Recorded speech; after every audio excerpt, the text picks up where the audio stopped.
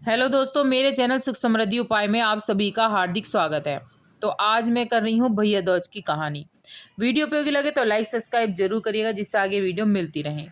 फिर आप भूल जाते हैं तो बढ़ते हैं कहानी की तरफ ही। भैया दूज के संबंध में पौराणिक कथा इस प्रकार है।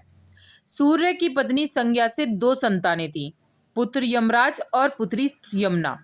संज्ञा सूर्य का तेज सहन न कर पाने के कारण अपनी छाया मूर्ति का निर्माण कर उन्हीं में अपने पुत्र पुत्री को सौंपकर वहां से चली गई। छाया को यम और यमुना से अत्यधिक लगाव तो नहीं था, किंतु यमुना अपने भाई यमराज से बड़ा स्नेह करती थी। यमुना अपने भाई यमराज के यहाँ प्राय जाती और उनके सुख दुख की बातें पूछा करती थी तथा यमुना यमराज को अपने घर पर आने के लिए आमंत्रित करती, किंतु व्यस्तता और अत्यधिक दायित्व के कारण वे उसके घर न जा पाते थे। एक बार कार्तिक शुक्ल द्वितीय को यमराज अपनी बहन यमुना के घर अचानक जा पहुंचे। बहन के घर जाते समय यमराज ने नरक में निवास करने वाले जीवों को मुक्त कर दिया। बहन यमुना ने अपने सहोदर भाई का बड़ा आदर सत्कार किया, विविध व्यंजन बनाकर उन्हें भोजन कराया तथा भाल पर तिलक लगाया। जब वे वहां से चलने लगे तब उन्होंने यमुना से कोई भी मनवांछित वर मांगने की कहा।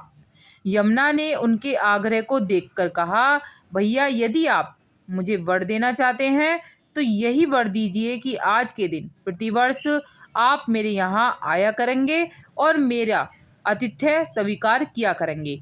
इसी प्रकार जो भाई अपनी बहन के घर जाकर उसका आतिथ्य स्वीकार करे तथा इस दिन जो बहन अपने भाई को टीका करके भोजन खिलाए, उसे आपका भय न रहे।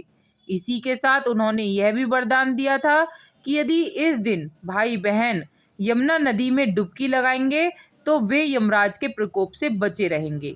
यमुना की प्रार्थना को यमराज ने स्वीकार कर लिया। तभी से भाई बहन का यह त्योहार मनाया जाने लगा। भाई दूज त्योहार का मुख्य उद्देश्य भाई बहन के मध्य प्रेम संबंध लाना है। अब कर लेते हैं भाई दूज की दूसरी कहानी।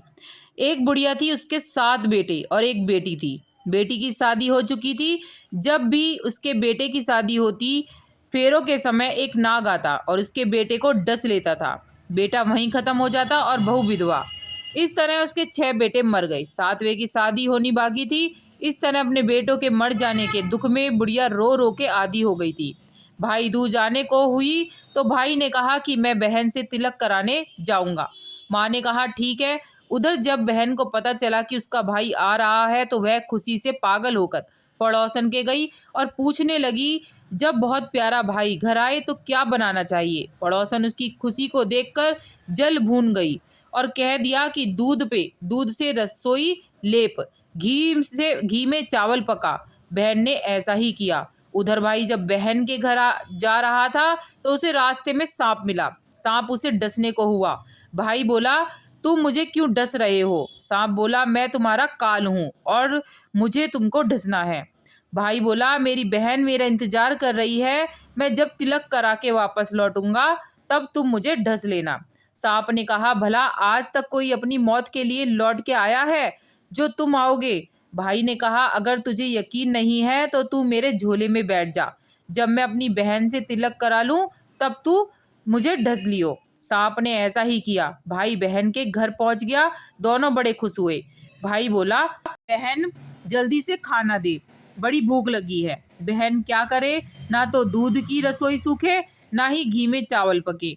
भाई ने पूछा, बहन इतनी देर क्यों लग रही है, तू क्या पका रही है। तब बहन ने बताया कि ऐसे ऐसे किया है। भाई बोला, पगली, कहीं घी में भी चावल पके हैं या दूध से कोई रसोई लीपे है। गोबर से रसोई लीप, दूध में चावल पका।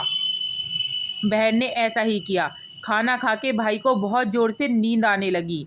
इतने में बहन के बच्चे आ गए। बोले, मामा मामा हमारे लिए क्या लाए हो।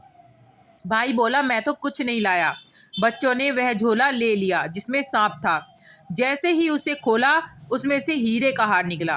बहन ने कहा, भैया तूने बताया नहीं कि तू मेरे लिए इतना सुंदर हार लाया है। भाई बोला, बहना तुझे पसंद है तो तू ले ले, मुझे हार का क्या करना। अगले दिन भाई बोला, अब मुझे जाना है, मेरे लिए खाना रख दे, बहन ने उसके लिए लड्डू बना के एक डिब्बे में रख कर दे दिए। भाई कुछ दूर जाकर थक कर एक पेड़ के नीचे सो गया। उधर बहन के बच्चों को जब भूख लगी तो माँ से कहा कि खाना दे दो। माँ ने कहा खाना अभी बनने में देर है। तो बच्चे बोले कि मामा का जो रखा है वही दे दो। तो वह बोली कि लड्डू बनाने के लिए बाजरा पीसा था, वही बचा पड़ा है, चक्की में जाकर खा लो। बच्चों ने देखा कि चक्की में तो सांप की हड्डियां पड़ी हैं। यही बात माँ को आकर बताई तो वह बावड़ी सी होकर भाई के पीछे भागी। रास्ते भर लोगों से पूछती, किसी ने मेरा गैल बटोई देखा, मेरा भाई किसी ने देखा, किसी ने मेरा बावड़ा सा भाई देखा। तब एक ने बताया कि कोई लेटा तो है पेड़ के नीचे, देख ले वही तो नहीं है। भागी भागी पेड़ के नीचे पहुंची, अपने भाई को नींद से उठाया। भैया भैया, कहीं तूने मेरे लड्डू तो नहीं खाए? भैया बोला, ये ले तेरे लड्डू, नहीं खाए मैंने, ले दे के लड्डू ही तो दिए थे, उससे भी पीछे पीछे आ गई तू। बहन बोली, नहीं भाई, तू झूठ बोल रहा है, जरूर तूने खाया है। अब तो मैं तेरे साथ चलूंगी। भाई बोला, तू ना मान रही है तो चल फिर। चलते चलते बहन को प्यास लगती है। वह भाई को कहती है कि मुझे पानी पीना है। भाई बोला, अब मैं यहाँ तेरे लिए पानी कहाँ से लाऊं? देख तू कहीं चील उड़ रही है, चली जा रहा वहाँ, शायद तुझे पानी मिल जाए। तब बहन वहाँ गई। पानी पीकर जब लौट रही थी तो रास्ते में देखती है कि एक जगह जमीन में 6 शिलाएं गड़ी हैं और एक बिना गड्ढे रखी हुई थी। उसने एक बुढ़िया से पूछा, ये शिलाएं कैसी हैं? उस बुढ़िया ने बताया कि एक बुढ़िया है, उसके 7 बेटे थे। 6 बेटे तो शादी के मंडप में ही मर चुके हैं, तो उनके नाम की ये शिलाएं जमीन में गड़ी हैं। अभी 7वें की शादी होनी बाकी है, तब उसकी शादी होगी तो वह भी मंडप में ही मर जाएगा, तब यह 7वीं शिला भी जमीन में गड़ जाएगी। यह सुनकर बहन समझ गई कि ये शिलाएं किसी और की नहीं बल्कि उसके भाइयों के नाम की हैं। उसने उस बुढ़िया से अपने 7वें भाई को बचाने का उपाय पूछा। बुढ़िया ने उसे बतला दिया कि वह अपने 7वें भाई को कैसे बचा सकती है। ये सब जानकर वह वहां से अपने बाल खुले कर के पागलों की तरह अपने भाई को गालियां देती हुई चली। भाई के पास आकर बोलने लगी, तू तो जलेगा, कुटेगा, मरेगा। भाई उसके ऐसे व्यवहार को देखकर चौंक गया, पर उसे कुछ समझ ही नहीं आया। इसी तरह दोनों भाई बहन माँ के घर पहुंच गए। थोड़े समय के बाद भाई के लिए सगाई आने लगी। उसकी शादी तय हो गई। जब भाई को सेहरा पहनाने लगे तो वह बोली, इसको क्यों सेहरा बंधेगा? सहारा तो मैं पहनूंगी, ये तो जलेगा मरेगा। सब लोगों ने परेशान होकर सेहरा बहन को दे दिया। बहन ने देखा उसमें कलंगी की जगह सांप का बच्चा था। बहन ने उसे निकालकर फेंक दिया। अब जब भाई घोड़ी चढ़ने लगा तो बहन फिर बोली, ये घोड़ी पर क्यों चढ़ेगा? घोड़ी पर तो मैं बैठूंगी, ये तो जलेगा मरेगा, इसकी लाश को चील कौवे खाएंगे। सब लोग बहुत परेशान, सबने उसे घोड़ी पर भी चढ़ने दिया। जब जब बारात चलने को हुई तब बहन बोली, ये क्यों दरवाजे से निकलेगा? ये तो पीछे के रास्ते से जाएगा, दरवाजे से तो मैं निकलूंगी। जब वह दरवाजे के नीचे से जा रही थी तो अचानक दरवाजा गिरने लगा। बहन ने एक ईंट उठाकर अपनी चुनरी में रख ली।